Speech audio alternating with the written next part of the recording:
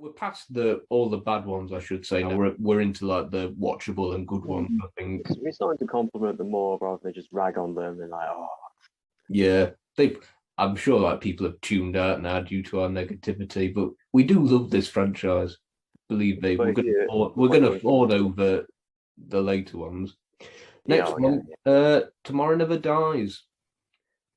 I don't really have that much to say. I've always felt that this is just like if you put in all the elements, all the Bondian ingredients into a computer, this is what it would give us. It ticks all the boxes. It does everything that you'd expect a Bond film to do, but nothing more. It's just pure. At worst, I could say it's like banal and bland, but I think it's just very vanilla. It's undeniably a Bond film, but it's solid but not spectacular. you did that on purpose, didn't you? Why is that? Is this yours as well? No, no, you said, oh yeah, we're going to pass but because you know I like this film, Yeah, I know. and you said, oh yeah, we're past like the bad one just before getting to this, Yeah, yeah, so yeah. I'll forgive you for that. Oh I'll forgive no, I you. don't think this film's bad. I'm saying that Oh no, no, we're past the bad ones. Like, but yeah, this is like the worst of the best. I see what you mean. Yeah, no, but I just find it funny that you said that right Yeah, before yeah. saying that. It's got good action, good locations. The villains are fine. There's quite a lot of villains in this film as well. Um, Mm. Brosnan, he's good. Michelle Yeoh is awesome. She's like the best thing about the film as far as I'm concerned. But yeah, I'm never in a rush to rewatch this film. It's just there. Do you know what I mean? But yeah, Yeah, I don't have anything more to say other than that. Really, it's fine. It's so I'll have more to say about it when we get yeah, yeah, yeah. Moonraker. Shit. Okay. That my thought. Okay. Yeah. Again, mirroring what you said about Man of the Golden Gun, this is one that always seems to be on TV, Yeah, it is. Yeah, yeah. and I think it was the first more film I saw. Agree. Yeah. Ditto. Yeah. Same. Now, because at the end of Spy Love Me, it had James Bond will return in For Your Eyes Only. I mean, Correct. yeah, he did, Yeah. but Something the came out after Spy Who Loved Me. You may have heard of it. It's called Star Wars. and I thought, well, we got to get in on that space action. They are so lucky that they didn't use the Moonraker title before this. Like, how lucky must they have felt? Do you know what I mean? Yeah, because it wasn't it the second book, Third, and it's set third. entirely in Oh, okay. England. It's Oh, okay. the book is really awesome. By the way, it's like a straight up Hitchcockian thriller set entirely in Britain. Uh, Moonraker the film is not that. No, it's so it's set entirely in Britain. Like none of it was in space or anything. No, the plot of Moonraker the book is Hugo Drax is this British millionaire industrialist who has built this deterrent, this Moonraker rocket, this little piddly thing. And unbeknownst to the public, but Bond finds out that Hugo Drax is actually a Nazi who plans to use Moonraker to destroy London on behalf of Mother Russia. Oh, okay. Yeah. So you know the whole thing about Gustav Graves in Die Another Day, about him Mm. becoming a self-made man and uber patriotic British industrialist, but in actual fact he's the enemy.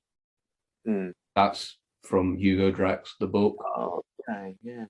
Yeah, yeah, You see, I must admit, I'm not too familiar with the books. I know you are. yeah, yeah, yeah, I'm gonna rely on you a bit more on that, but yeah, yeah.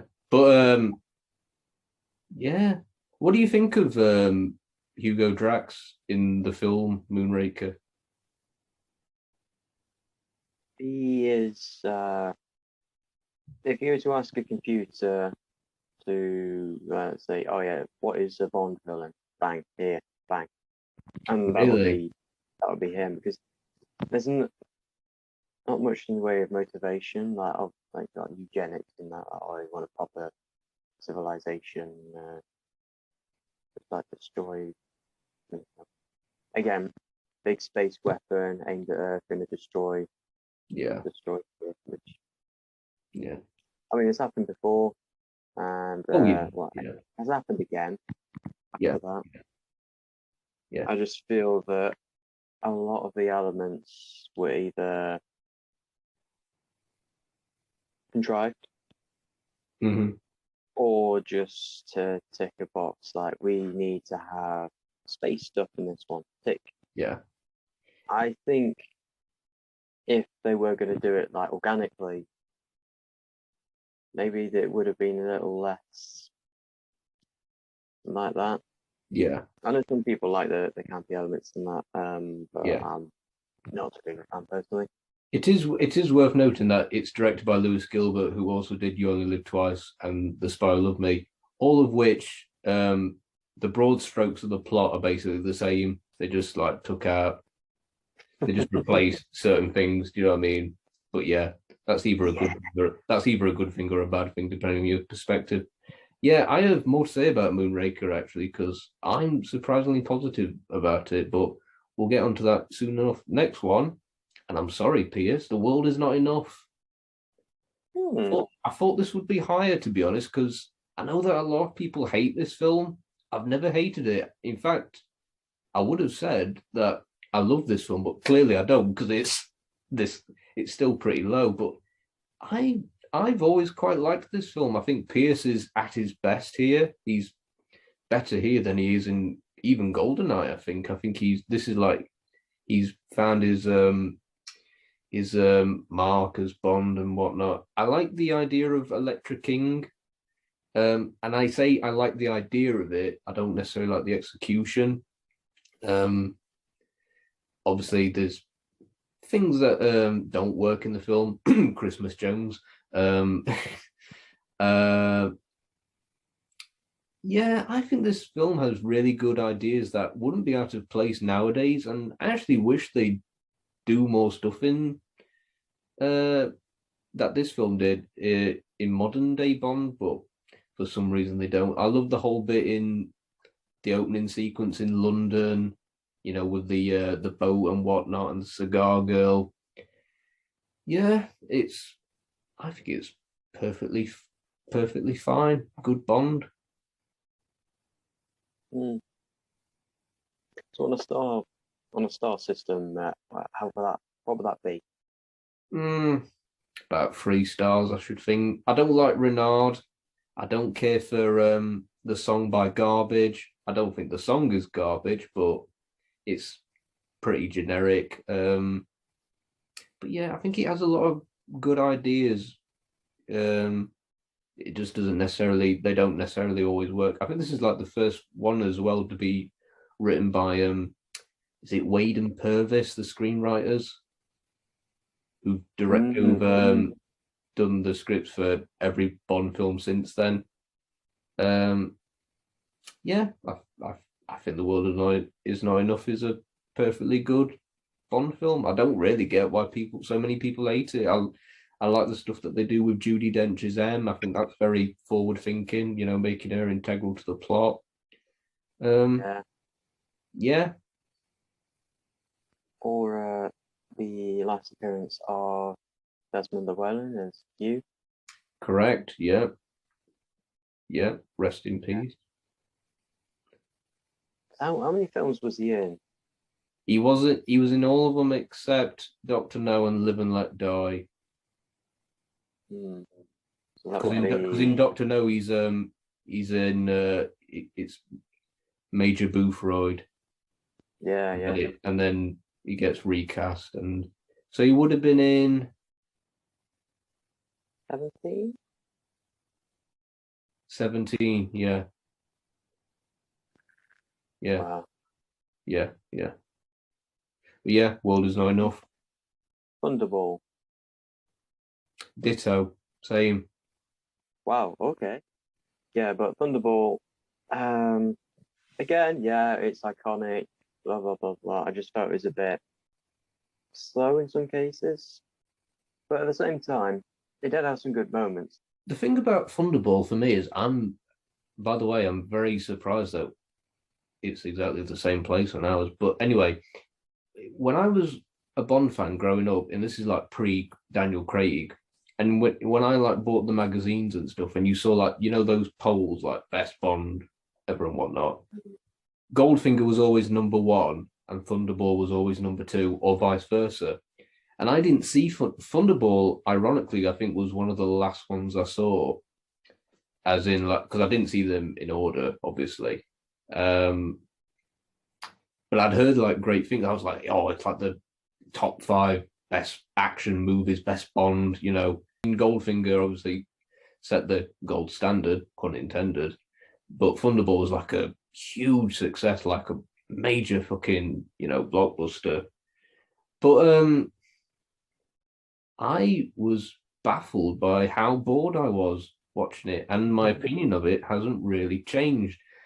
My opinion, actually, no, my opinion of it has got better through subsequent rewatchings, but not substantially. And I've always been baffled by its popularity because to this day, people still love it, and it's just one of those things where I just can't see what they see. Do you know what I mean? Like they may as well be telling me that the grass is purple when they're saying how good it is because I just don't see it. I think Connery's fine. He's pretty much in his. He could play Bond in his sleep by this point, I think. But also, I think the best thing about the film is the look. There's just something about it. It just has this sort of very silky quality to the picture. It looks really lush. I love the time capsule element of it. I just love seeing this part of the world in 1965. That's one of the best things about the early Bond films is that they almost feel like documentaries because people didn't travel as much, and I think that's very evident in Thunderball. But all the other elements I think are just like insignificant, really. Like I don't get the hype around Domino. Like to me, she's just a bland Barbie girl of a Bond girl. Largo is very weak compared to his predecessors as the villain. And maybe it's because I grew up in a post Austin Powers kind of world. I just find the story a bit cliche, but maybe it wasn't at the time. Yeah, I think as an experience, like I can imagine me watching this in the cinema in 1965 and just be like blown away, thinking it's like the best Bond film. But no, I feel like this is like the most overrated film in the franchise. But people still love it, but I'm just baffled. I'm just baffled by how people can love it so much, and as I'm sure they're equally baffled by how much I'm indifferent to it. So yeah, At the time it was released, you have four to choose from. So being the best, you don't have as much competition. no, but like the spectacle of the thing is massive, but I don't know. I've always felt bad about the fact that I don't like it. Do you know what I mean? I always feel like this is. I feel like for the longest time, I always thought I'm stupid for not liking this film. Like, what's wrong with me? And then yeah, but now I've just kind of had to resign to the fact that I'm not a big fan of it. Fair dues. And another fact said about the look of it, the cinematography, it was the first Bond film to be shot with anamorphic lenses. Yeah, it was widescreen, wasn't it? Yeah, that's why they had to change the gun barrel at the start. To actually have Connery in it. Yeah, not Bob Simmons. Not that I knew, to be honest. Like that was just like that was just like some trivia that I was like, oh, that's not the first Bond actor is not Sean Connery. It's 5'8" Bob Simmons. But yeah, before the Super 35. Yeah. They changed the aspect ratios a lot because they went back to that for Live and Let Die, and then they went back to widescreen again. Yeah, and then they went back to widescreen for Spy Who Loved Me. Yeah, weird. But yeah, that was Thunderball for both of us. So next one for me, Is it me next? I think it's me because it was me, Thunderball, then you, Yeah, and is it no, me? no, it's yours next. Yeah, thank you. Yeah. Okay, Quantum of Solace. Oh, wow. Yeah. Okay. Now, I agree with a lot of your points. Yeah. I think the difference is I enjoy it more for provided it's good elements, probably a bit more than you, because you on the fence, you're more it's just bad, but I think I enjoy more the bad stuff. Like the opening scene, yeah, it looks like a car advert to start with, but the chase I feel was a bit. I liked it. And some Mm, of the individual points, I feel that the impressionists, like say the editing for the opera fight afterwards, where he killed that guy, yeah. and where like the digest sound cut out. I thought that was good. Again, the points in that individual bits that I liked from it, but overall, yeah, I don't hate it. I don't not like it. I just don't like it. I'm Did just a bit more. did Spectre put it in perspective? Like, did you watch Spectre? And because that seems to be the thing, really, it's that people hated Quantum, but then they saw Spectre and they thought, yeah, Quantum's not as bad as I thought. Is that similar to you, or Yeah, I didn't really try to have any like, oh yeah, this is like moody and that, because you had the thing with Vesper Lynn and like, oh yeah, he's going rogue, he's angry, blah blah blah blah blah, and you just went like, oh yeah, he's just angry, instead of like, oh, this is all about, because what in respect to like moody about? I mean, why was that moody? Just I uh, think the fact that he had to play Bond again? that. I don't know. Yeah, yeah, I guess. Hmm. I do feel like people have like reevaluated Quantum a bit more since Spectre, but no, my opinion of Quantum of Solace hasn't really changed at all, really. I think it's just a really I find it really pretentious as well. Like Mark Forster, who's usually known for doing dramatic stuff like I think he did Finding Neverland and those types of things. And he tries to do all this art housey shit with Bond, and I just think it just doesn't work. Like the title cards and the horse race in conjunction with the Bond chasing that rogue agent at the start, after the Mr. White interrogation. And I'm just like, whatever. I And I, like. yeah, really, yeah, but and then I saw like behind the scenes stuff with Mark Foster, and he was really proud of the fact that like he had action element the action sequences in the film had all the elements, so like fire, earth, water, and all that shit. And I'm just like, yeah, because like apparently the car chase at the beginning represents earth. The stuff with the bike on the boat, that represents water. um the bit in the plane is air, that big fucking Boeing jet type thing. And then the climax of the film is fire, obviously, at the hotel. But yeah, um, yeah, fair enough. Yeah. Did they have problems writing it? Yeah, there was the writer's strike, weren't it? So Mark Foster and Daniel Craig had to, and they did it once, and I would advise them never to do it again. I mean, given this, they had a film at the end of it, which they could very well not Yeah, have. yeah, yeah. I think the thing about Quantum is that it just feels like an elongated epilogue of Casino. Yeah, Because Casino, it was like by the end of it, he's like, all right, he's Bond now. But then Quantum comes along, and it's just like, he's not quite Bond yet. Just wait another 90 minutes, and then he's Bond, I swear. But yeah. So next one for me, Moonraker. oh, okay. I think it's just fun. It's just pure spectacle. I think it's purely because of the time it came out. I think if this film had come out 10 years before or 10 years later, it would be ridiculous. Like I can't imagine anybody else playing Bond in this other than Roger Moore. But the thing about obviously this is notorious for being Bond goes to space, but the funny thing is he doesn't go to space until like what, the 90-minute mark in a 2-hour movie. And weirdly, I think when they go to space, they treat it rather earnestly and straight faced. All the ridiculous shit in the film happens in the preceding 90 minutes, like the gondola through Venice is more fantastical to me than all the stuff in space. And I think Hugo Drax is actually one of the better Bond villains, purely because he's a carbon copy of Stromberg from Spy Who Loved Me. And one of my criticisms of Stromberg was that he's just like a nothing villain. There's nothing to him. But I feel that Michelle Lonsdale, who plays Hugo Drax, adds so much to the character that Kurt Jurgens didn't with Stromberg's.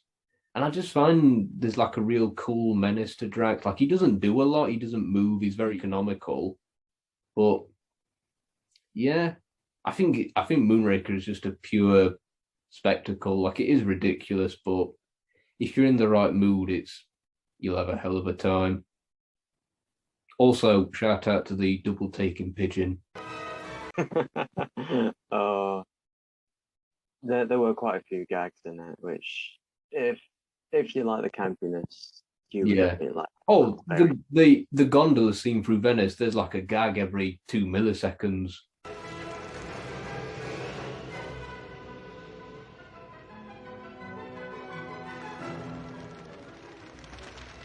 yeah. Is that on to me now? Yeah, yeah. The world is not enough. Okay. Yeah. Now, I like it. I agree with some of your points, but I feel that Robert Carlyle, that his character was very, he played it quite well, but also I think that had a bit of a turning point where Brosnans were trying to add a bit more of a gritty element, even if they were silly at times. And I think it started more with this, like the whole thing where he couldn't feel pain. That's a real condition that someone can have, and use that to have like more of it's like having fantastical elements but grounded in sort of some semblance of reality. I feel that does work quite well sometimes. Like if we're gonna skip forward to No Time to Die, we are allowed to talk. Oh, obviously we're gonna. Yeah. Oh yeah. Spoilers, we can go full hog. It's fine. Okay. So the whole nanobots there, it's like, oh yeah, this is like the big weapon thingy, but no, they like nanobots exist. Theoretically, it could happen. Theoretically, it could have happened already. Yeah. But yeah, that does make sense, doesn't it? Yeah. I just think The World Annoy Enough is just fine. Do you know what I mean? I just think it has more spice than like Tomorrow Never Dies, i.e. Electra King. I think the idea of having a female villain turn out being Bond's lover and then turning out to be the big bad, I think is ingenious in concept. And I'm surprised. It's one of those things like it's so simple yet so effective. I'm just baffled that it's never been done. It was kind of teased with Octopussy a little bit, but obviously she turns to the side of good. Yeah. Yeah. I mean, I agree with a lot of your points, but Yeah. I think I just enjoy it a bit more. Yeah, no, that's fair. Speaking of Octopussy, that's my next one. I think this is the easiest Bond film to watch. Partly because it's the one that I've seen the most. I also think it's one of those underrated ones. I think this gets lumped in with like the Moonrakers, as being like the campy Bond, the silly Bond, and it is. It has those like the Tarzan yell.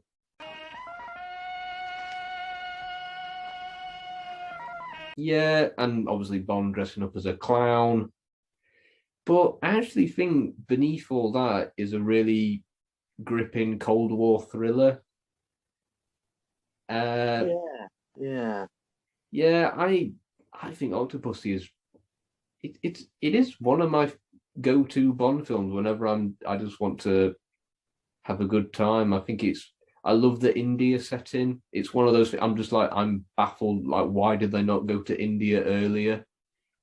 India is just such a beautiful place on film. Mm. Um, I'm being like a British, almost like the yeah, British. yeah, and it was around that time when we had films like Gandhi and Passage to India. There was like this weird, what was it? Temple of Doom, Indiana Jones. Yeah, India just had a resurgence in popularity in the early 80s, of which Octopussy was a part. But yeah, um, I think more is he's just like he is Bond in this. Like, he's so easygoing. This should have been his last Bond film, by the way. I think we've established that when we talk about A View to a Kill. Like, he just gets away with it here. Like, he in A View to a Kill, he really does look old, but in Octopus, he looks good. And I suspect a lot of that is because he's with Maud Adams, who is a very mature lady, very lovely, but she looks closer to his age. Um, yeah, I really like Octopussy. It's a very colourful, very flamboyant Bond film. Yeah. Yeah. My next one will be Doctor No. Shit, you disrespectful dickhead. How could you put Again, how could you again, put the first one so low? because Explain yourself. I'm not gonna wear those rose tinted glasses. I'm gonna. Right. First of all, I'm not putting this there because I think it's bad. No, not at all. I think considering what they had at the time, like what they did was great. Hmm. But I also feel that